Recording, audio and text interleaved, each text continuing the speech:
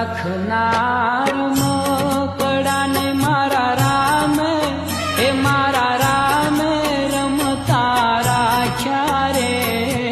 મૃત્યુલોકની માંથી માનવ કહીને ભાષા રે